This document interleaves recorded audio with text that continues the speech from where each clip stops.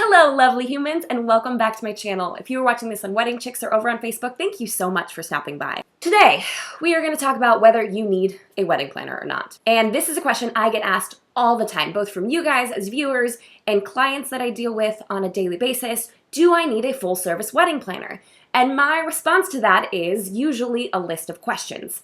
Because of course, like me and lists and stuff, it's pretty much a given at this point. But it's a list of questions to kind of assess who you are and who your partner is to make this planning process as easy as possible. So I figured it'd be a good idea to share that list with you guys to help you decide whether you need a full service wedding planner or not. So without further ado, let's jump right on it. First and foremost, organization. A wedding planner is extremely organized. They manage the minute detail. They make sure your planning timeline is going according to plan.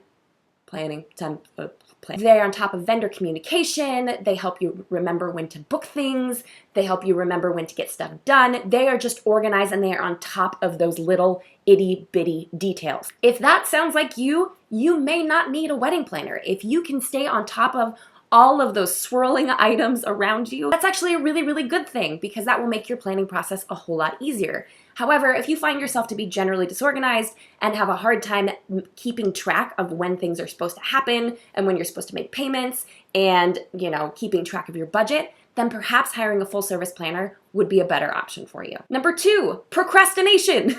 I've talked about this in videos before, but I'm a work in progress. I used to be a full-blown procrastinator and I'd put stuff off. Gosh, you guys should have seen me in school. I'd be like the night before working on an essay, just being like, why did I wait so long? That was me for a very long time. Once I ventured into the wedding planning world, planning my own wedding and now planning other people's weddings, I'm happy to say that I'm converted and I'm less of a procrastinator, at least with these kinds of things. But it was a very rough journey for me planning my own wedding, realizing, oh my goodness, I can't put this stuff off to the last minute. I can't wait to book a photographer. Otherwise, I might not get the kind of photographer that I want. I can't wait until 2 weeks before my wedding to book a caterer. I have to be on top of my stuff. So if you're a procrastinator, maybe having a planner come alongside you to remind you of when to make payments, when to book vendors, and making sure that you're on top of those details would be really helpful. And your wedding planner can handle some of those details for you as well. Number 3, administration. Y'all, I probably spend anywhere from 1 to 2.5 hours a day sending out emails. I spend a lot of time each and every day going through administrative work. And that may not be something, one, that's feasible for you, or 2, that you're even interested in doing. It's important to recognize that planning a wedding takes a bunch of administrative work, and if it is not your gift, it may be a good idea to bring on a full-service wedding planner to handle those details and those emails for you and to make sure that your budget is staying on track. But if you don't mind sending a bunch of emails every single day and cold calling vendors to see if they're gonna fit within your budget, then you should be okay with that one. Which brings me to my next point. Number 4. Time. The average wedding takes about 250 hours to plan. That's a lot of time. Do you have time in your schedule to make those phone calls, to respond to those emails, to do that research? If you do, great. I mean, I say this in like so many videos. You either spend the time researching something or you spend the money to have someone do that for you. This is the perfect example of that. If you have time to do research, do it and save yourself the money of hiring a full service planner. If you don't have time, if you're working full time, if you have a bunch of family and friend commitments, if you are in school, if you are in grad school, then you may not have time to be calling all of these vendors, to go to site visits at venues, to do a bunch of different tastings, and you'll need to bring someone on to help cut down on the time that you need to be spending on your event. Number 5, your wedding vision. This one sounds a little weird, but bear with me. How developed is your wedding vision? Do you know exactly what you want? Or do you need a little bit of help figuring it out along the way? If you know your exact colors and you know your exact theme, if you want to go for a rustic vibe or a modern vibe, whether you want eggplant or blush, that's fantastic. That means there's a whole lot less processing that needs to happen in your brain to get your wedding vision figured out. Do you know if you want a photo booth, a live band, or a DJ? Or do you need to spend the time really kind of delving into Pinterest and researching different types of events to see what you want from that? A wedding planner will come alongside you and help you to develop your vision. So if you feel like, I don't know anything about color schemes and I don't know what I want my wedding to look like and I don't know whether I want a live band or a DJ because I don't know the differences of them, then having a planner come alongside you to help make those choices is going to lessen the stress of your experience immensely. On the flip side, if your vision is very developed and you're like, look, I want a photo booth, I want tacos, because who doesn't love tacos, and I want a DJ, we're not doing a live band, and here's my color palette, here's what I want my centerpieces to look like, this is my wedding vision, then you won't need a wedding planner to come alongside you to help pull that vision out of you. You already have it defined. Number 6, knowledge. This one kind of goes hand in hand with time, but something I always encourage you guys to do is to research before booking things and really research what the average costs are, research what you can actually do with your specific budget, compare contracts between photographers, figuring out your overall day of timeline. You really need to research to learn more about wedding planning. And if you have the time to do so, that's fantastic. Research, figure out what works best for you. But if you don't, having a wedding planner come alongside you with their already built-in knowledge of industry standards in your area will help you tremendously. If you don't want to spend hours at the computer trying to figure out if $2,500 is actually a good fee for a photographer, then having a wedding planner come alongside you to say, hey, yeah, no, that's good. That's a great deal actually for what we're looking at. And this also applies to contracts. If you can read a contract and go, yes, this actually looks pretty decent because I compared it to 3 other contracts and now I know what I'm looking for, that's extremely helpful. However, if you look at a contract and you're like, this is literally in a different language, I don't know what this says, somebody help me translate this because this is just utter confusion. That's where a wedding planner comes in, because we have knowledge of the industry. We know the standards, we know the typical phrasing that you should see in a contract, we know average pricing, and we know how to score a good deal. Number 7, sounding board. It is pretty important to have a sounding board throughout your wedding planning process. I know for me, my husband was not my sounding board. Nope. He was not helpful. I'd be like, babe, what do you think between this and this? And he'd be like, I don't know, what do you think? Well, it was so frustrating for me because he just wasn't interested in the details. But I had my mom and my dear friends to go to say, somebody help me decide. I just can't figure it out. Like, what am I doing? And they were able to help me make decisions along the way. I had a good crew in place to be my sounding board.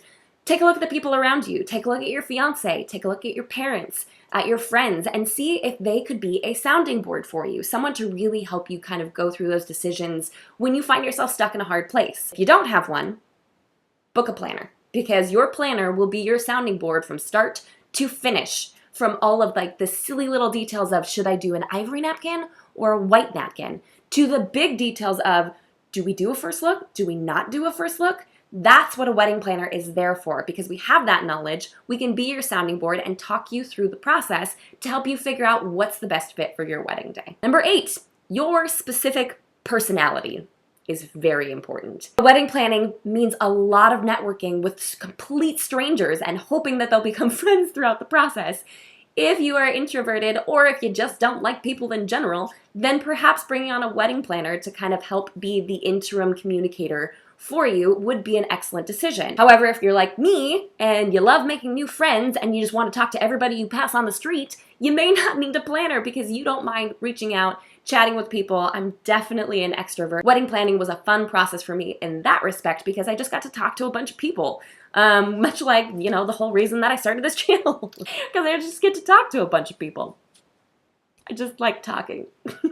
So knowing your personality and your fiance's personality is very important, because your fiance may be really good at connecting with vendors and really good at talking through and reading through contracts and all those kinds of things. But if those sorts of things stress you out, then it's probably not best that you force yourself into that experience. Bringing on a wedding planner to help relieve some of that and help you wade through some of that means you're only dealing with one person and not 12 different vendors. Does that make sense? Number 9, your wedding style. And this one's important. It's kind of different from like your wedding vision, but like specifically your style, what you want centerpieces to look like, how elaborate your designs are. If it is simple and very easy to put together, then you probably don't need a sounding board. You don't need someone to help you figure out the details. You don't need someone helping you figure out the color scheme, because it's simple, it's straight, it's to the point. However, if it's elaborate, if you want florals hanging from the ceiling, if you want to have a live greenery wall, if you want to build your own photo booth, then you may need someone to help you out with all of those details along the way. Like, for example, I know that if you're going to build a photo booth, it needs to break down really easily, needs to be put up really easily, and it can't be anything too heavy or too labor intensive because I know how short the time frame is on a wedding day. So that's pretty elaborate. That's more than most people would do. That's where I would recommend having a planner come alongside you to give you that knowledge and help you with those details to make sure your style is achieved. If you're just doing a couple of little bud vases on your centerpiece and you're not really doing any extra sort of things, then you may not need a planner to help you figure out your style or pull your style off. And last but not least, your budget. This one's probably painfully obvious to most people, but the reason that I kept it in here is you'd be surprised how much a planner can save you. If you are dealing with a $10,000 budget, it may not make sense to hire a planner that's charging $3,000. Am I right? Like, you don't want to spend 30% of your wedding budget on one person. You just don't have room for it. So knowing what your budget is and knowing how much you can afford to spend is extremely important. If you have a $20,000 budget, it makes a lot more sense to potentially hire someone at $2,500, $3,000, $4,000, whatever the cost happens to be for a more full service wedding planner to save yourself the headache of all the other details we just discussed. But one thing that is not really talked about, or that I don't think I've really talked about yet on this channel, is how much a wedding planner can save you. I'll give you a story, for example. I had some clients and they wanted to book a venue space, and that venue space had given me one cost. And then throughout the next few weeks had changed their cost to something more expensive. And so when the clients reached out directly, they got a more expensive venue site fee. I was able to jump in, talk to the venue and be like, hey, remember when I requested the cost? It is for that couple that you just spoke with. Can we go with the original cost? Is that something you can do? Guys, saved them $1,000 immediately, just like knocked $1,000 off the cost. That's a big freaking deal. And then later on, when we realized that we hadn't booked time for the rehearsal to be happening there, I was able to communicate with the venue and be like, hey, I think this was my fault. I thought it was in the contract, but it's not. Can we do something that would be cost effective for them? Let me know what we can do. And we ended up getting it for an extremely discounted rate simply because I had already had a working relationship with them. Planners can help you save money along the way. They can help keep you from making costly mistakes and throwing money at things that you shouldn't be throwing money at, and help you keep your focus on the things that you should really be investing in. So while you may have a smaller budget and you could hear $20,000 and think, oh my gosh, I can't imagine spending $3,000 on a wedding planner. Are you kidding me, Jamie? That planner is going to save you time, stress, money, details, everything I've just listed in this video, a planner is going to help you with. So sometimes it is worth that amount of money, and they know how to save you money. So while budget is obviously a concern, and if you're on the lower end of things, don't hire a full service planner. I know, I'm a wedding planner, and I'm telling you, if you don't have a big budget, don't hire a planner. But if you have more wiggle room, I would strongly suggest that you consider hiring someone, because there are massive benefits, all of the ones that we just listed in this video, and money saving options as well. So that's what we have for today, folks. Thank you so much for stopping by. I hope this video was helpful for you, and I hope it really helps you to kind of turn in